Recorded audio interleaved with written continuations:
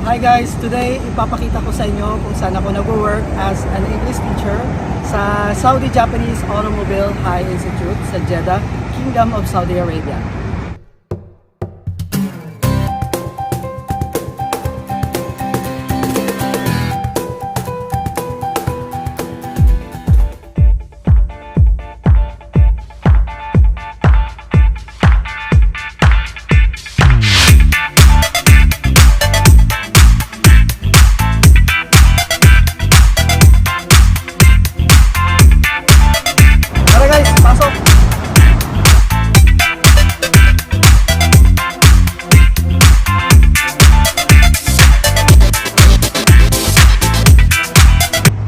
Pasukin natin ang students dormitory.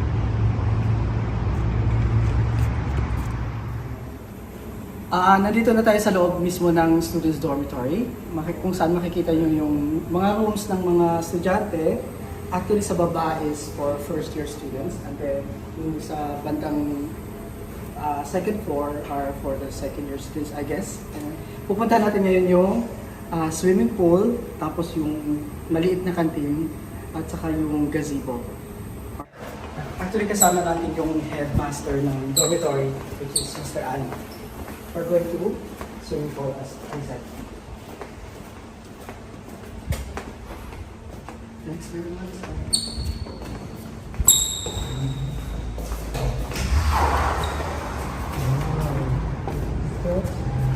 Sweet. Olympic size pa ba? Olympic size lang. This is the swimming pool. Ngayon naman ipapakita natin yung recreation hall nila and then yung lounge area kung saan actually nandun yung small canteen nila as of yet. And then yung gazebo.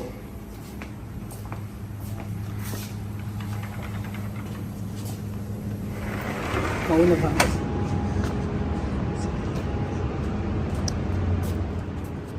Ito yung gazebo ng mga estudyante kung saan sila nag-hangout or they do their studies, do their homework, and so on.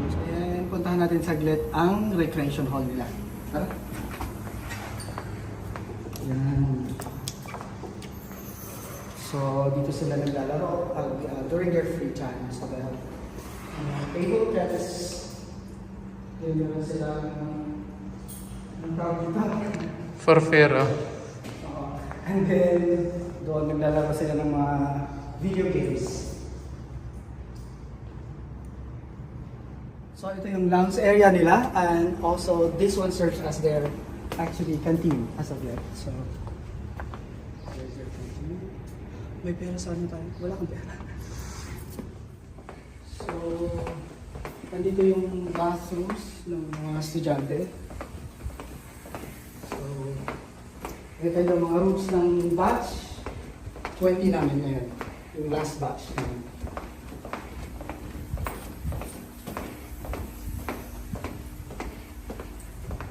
So next na pupuntahan natin ay yung main building ng Sajahi.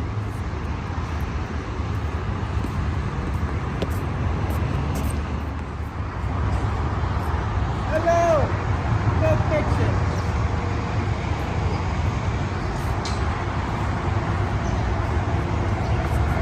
So ito na yung main building. Tara, pasok. Ayan, pasok guys.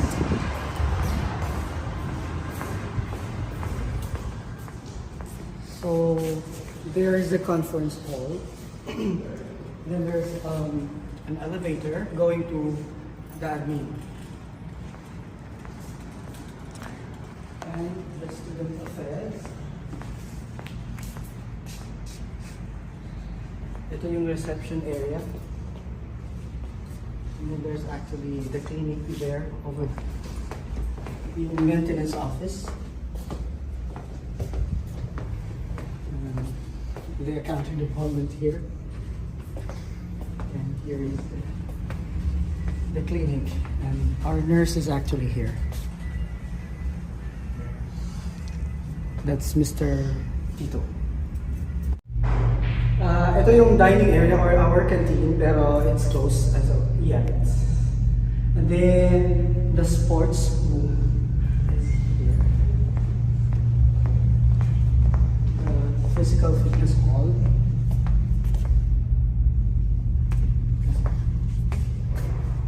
Here's our sports room.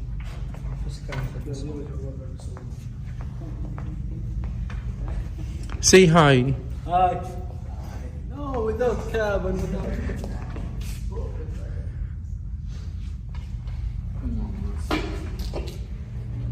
So ito yung instructor's hall.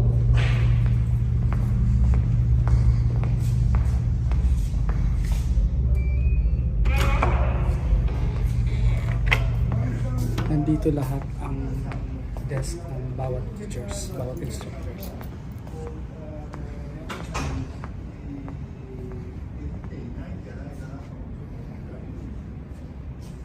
The English department is here.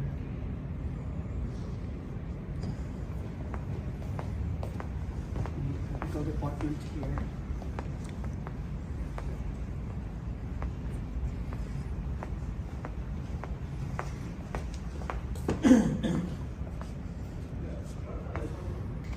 At ang ating butihing executive secretary. Solito. So, ngayon pupunta natin yung workshops.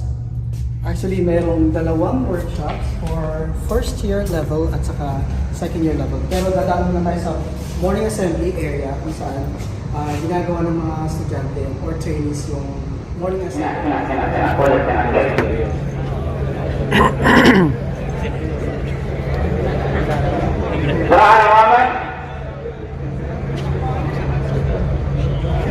Atur baik sekali pun, tapi tidak tahan.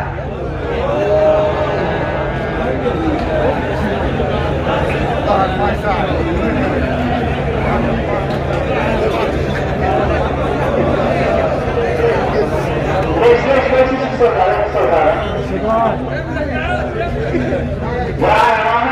Atur baik tersebut, wah, ini terlalu lupa. Atur cetak, ini atur. تمام؟ اجعل امنع الصوت الكل يجوا من كل طالب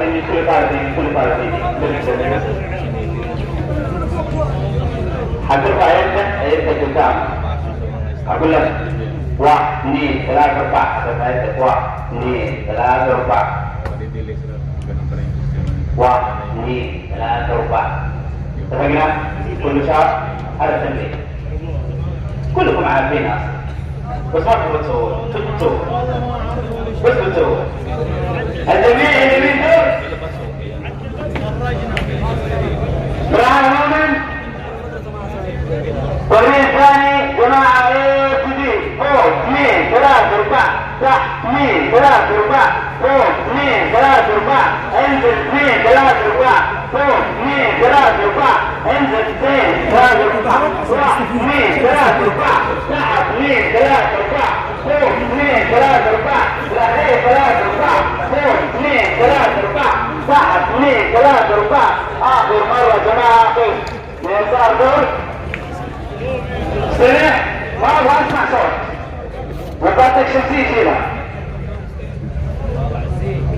الطابور ما أبغى أسمع صوت اللي حيطلع صوت راح يجي هنا حتكون المعاملة هو غير اللي متأخر وغير اللي متطور فلا نخش مع بعض إزعاج لا زعلك مني ولا زعل مني انت عندك الطابور هنا حتخش ولا كلمة اللي انت خلص طبعنا يوم الاثنين حتسوي شيء ثاني هذا الحين موضوع حبي خليك تتكلم اشرح لك اقول لك وافهمك يوم الاثنين تغلط حتتحاسب اتفقنا؟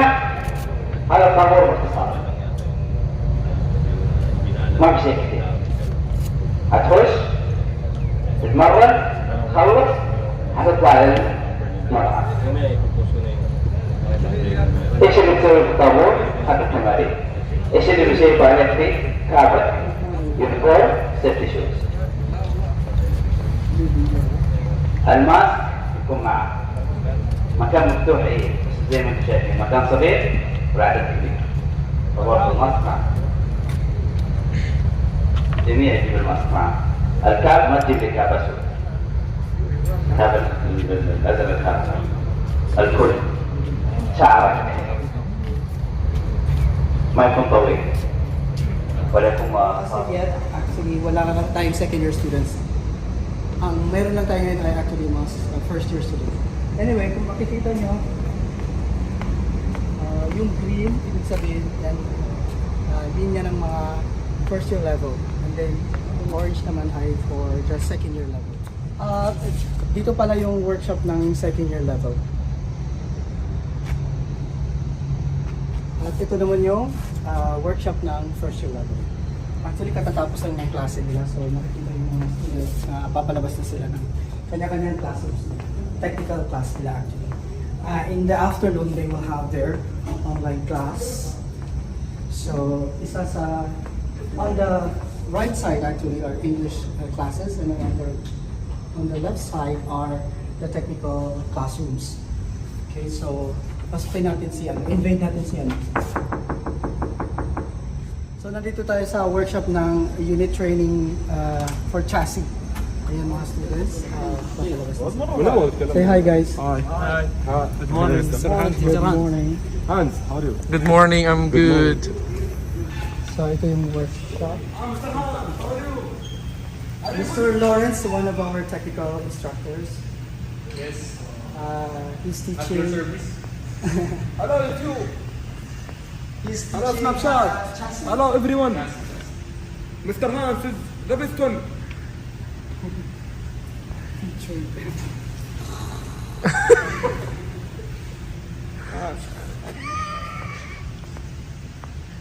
Mismo yung workshop kung saan nagpa-practical ang mga estudyante.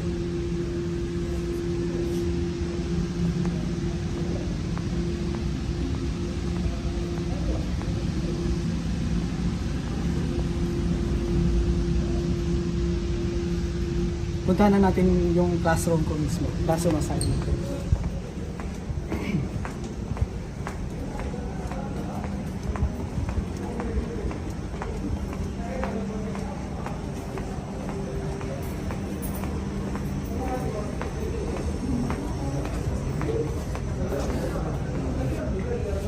So here's my classroom assignment, room 29 for first year level.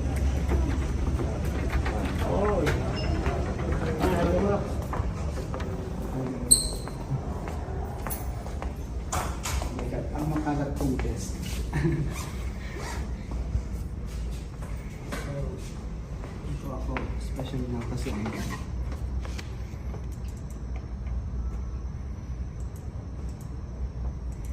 So, actually, bawat English instructor ay mayroong classroom assignment for first year level and second year level. For first year level, ito yung room assignment ko, room 29. For now, yan muna yung vlog natin, and we will have more about my life as an OFW and ESL teacher here in Jeddah, Kingdom of Saudi Arabia. Thank you very much guys for watching.